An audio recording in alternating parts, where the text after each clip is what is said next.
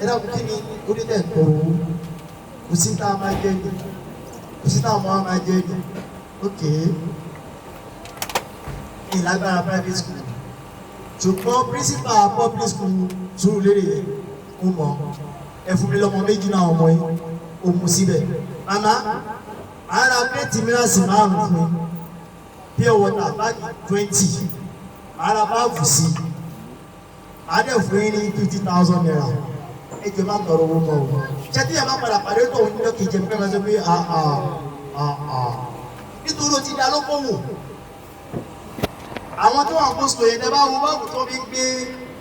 kìnìún ó lè máa ju kírètì méjì lọ wọ́n sì ní fámìlì wọn tọ́jú wọn lẹ́gbẹ̀ẹ́ tó bá ṣe bẹ́ẹ̀ fẹ́lẹ̀ yìí náà àrùn ra búlọ́ọ̀kù bí ó bá tẹ̀lé ra fíríjì á dẹ̀ máa yọ á máa yí wọ́n la ṣùgbọ́n wọn kọ́ fúnra rẹ̀ 50 naira 100 naira kò ṣe ń pàṣẹ ẹ̀ ó yọ kúrò ní èmi náà á tali mọ́lá aláwọ̀ bíi ní ìkúrò orí bíta lọ yóò yẹ èyí tó nífẹ̀ẹ́ yẹn náà ní kúrò náà ṣe. Àfọ̀bìnrin kò sún ẹni. Záwìlì kúrìbà ẹlòmíì ò tó wá mọ orí ṣe. Ọlọ́run lóore tó máa ṣe tó dáa ju ẹni tó bá súnmọ́ ẹ ló máa ń kọ́ sórí.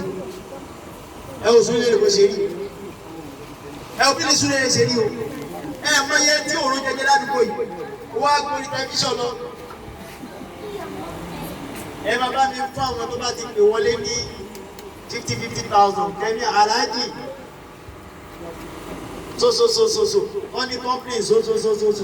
ní nọ́mbà so ìdá olókòlówó ní àbúṣe òkú ṣàánú olókòlówó ní kò ṣàánú ó ṣàánú mo máa rò pé ó ṣàánú wọ́n là kó fún ọ ní 10 million kọ́kọ́ máa fún fáwọn èèyàn kó wọ́n padà sọ pé ẹ bá ti kó wọlé ẹ bá ń fún wọn aláàjì lágbájá lórúkọ ẹ bá ti gbàgbére ní nọ́mbà so wọ́n ta irin ní yàrá wájà irin wọn dágbọn ló ṣe gbàgbọ́ jọlọ tó kọlẹ̀ ní owó participant mi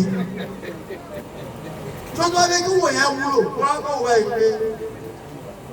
wọn mú tó tẹ sùn yàrá tí ó ti ṣe sí láti ó kọ́kọ́ pè èèyàn mélòó ló dàgbé ẹ̀yìn ráyè èèyàn mélòó ń dọ̀mọ́ tí ọwọ́ ẹ̀yìn ṣe bí ẹ̀ ṣé ká wálé ní abẹ máa rán mi sí wọn ẹ má jọ wálé tó bá wálé kò ní ká bọ̀